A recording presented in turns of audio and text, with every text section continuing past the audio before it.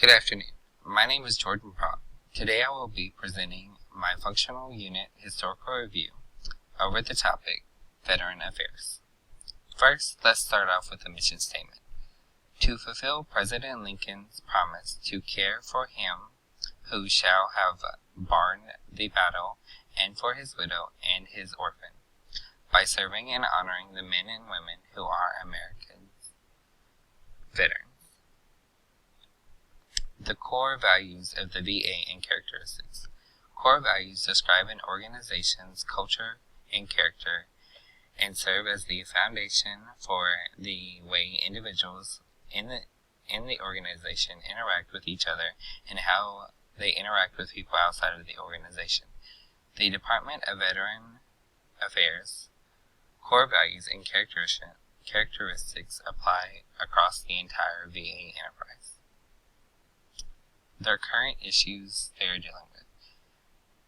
First is the 2017 budget submission.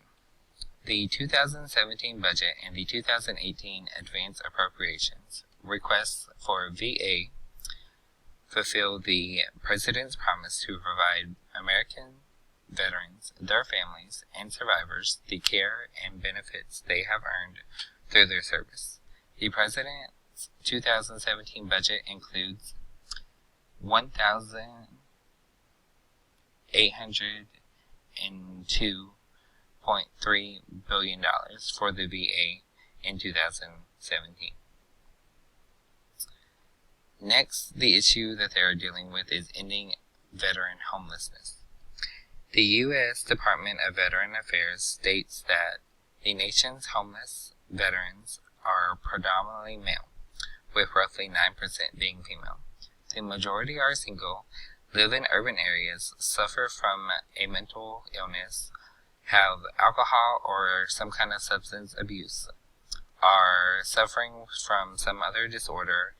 About 11% of the adults who are homeless in this population are veterans. The VA is committed to ending homelessness among veterans. Their focus is on 3 parts. One is working with outreach programs to proactively seek veterans in need of assistance. Another is connecting homeless and at-risk veterans with housing solutions, healthcare, community employment services, and other required supports. The last one is collaborating with federal, state, and local agencies, employees, housing providers, faith-based and community nonprofits, and others to expand employment and affordable housing options for veterans exiting homelessness. Next, we will talk about the history of the VA. The United States has the most comprehensive system for assistance for veterans of any nation in the world, with roots that can be traced back to 1636. When the Pilgrims of Plymouth Colony were at war with the Indians, the Pilgrims passed a law that stated any disabled soldier would be supported by the colony. In 1776, enlistment was encouraged due to the war and providing pensions to disabled soldiers. In the early days of the Republic, individuals, states, and communities provided direct medical and hospital care for veterans. In 1811, the federal government authorized medical facilities for veterans. Also in the 19th century, the nation's Veterans Assistance Program was expanded to include benefits and pensions not only for veterans, but also for the widows and dependents. After the Civil War, many states created their own veteran homes and hospitals. The hospital's treatments were provided for all injuries and diseases, whether or not service originated.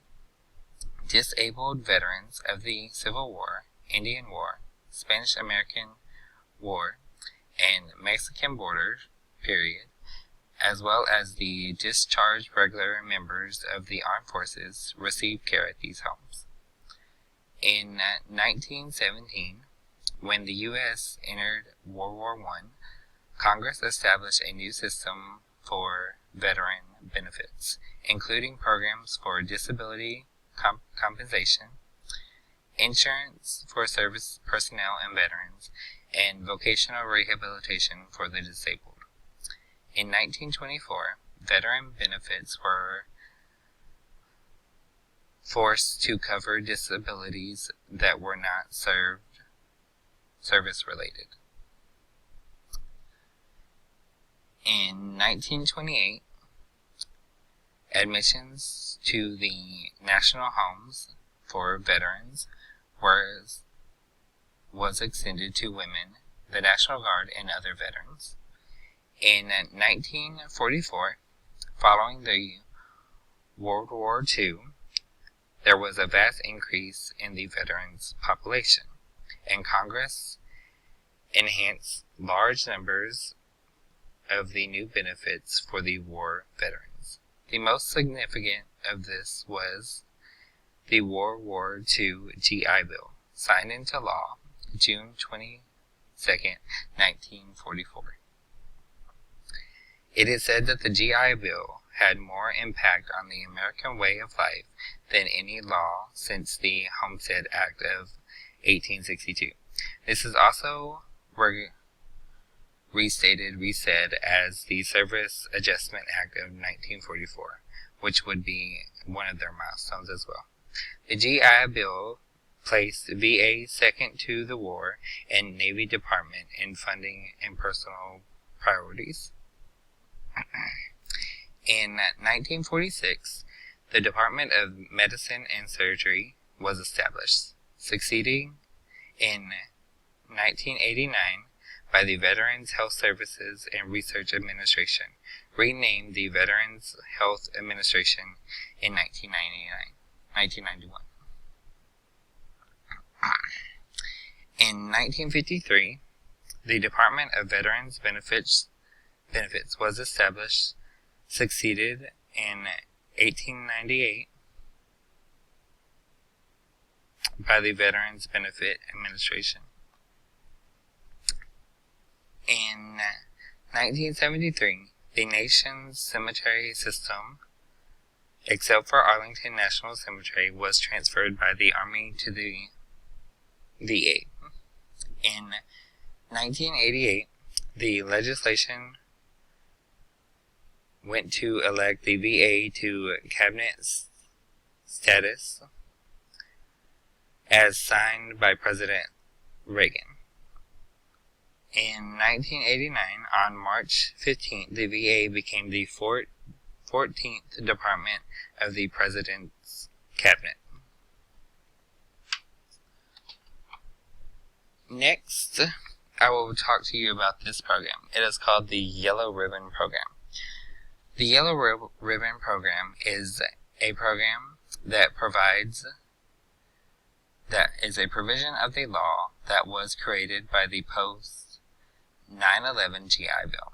This program is available for institutions of higher learning, degree-granted institutions in the U.S. or at a branch of such institutional location outside of the U.S. The program allows provided institutional of higher learning in the VA to properly and fully fund tuition and few expenses that exceed the established threshold under the post-11 GI Bill.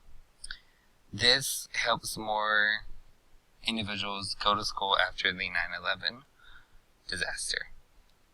Murray State is also one of the Yellow Ribbon universities. Cause and effect. Cause and effect relationships to the milestones and current issues trends. Providing a pension and for disabled soldiers encouraged more individuals to enlist in 1776, which may also be helping more people enlist today with the benefits they receive. Improving their benefits and support for veterans throughout the years has helped the department grow and see the need for support, like recently seeing the need for affordable housing for veterans. By noticing that more and more veterans are coming back homeless or living on the streets, they can see the need that they need to change and what they need to focus on. Providing the GI Bill helped more veterans with a better future, more chances of getting a job after the Army, and also it gave them a reason to enlist. Providing more hospitals helped returning vets to get the care that they needed, and it still needs work on today, but it helped them get services for PTSD, other complications that they have since being enlisted or since they had before they were enlisted. Cemetery services and benefits for the widows and descendants helped give vets a peace of mind and if something was to happen to them, along with insurance to help the family.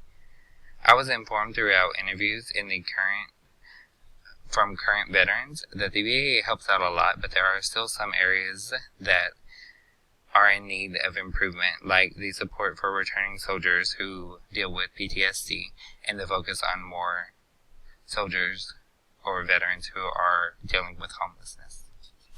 Thank you for reviewing my historical review. These are the resources or the references that I used in my presentation. Thank you for reviewing it. Have a nice day.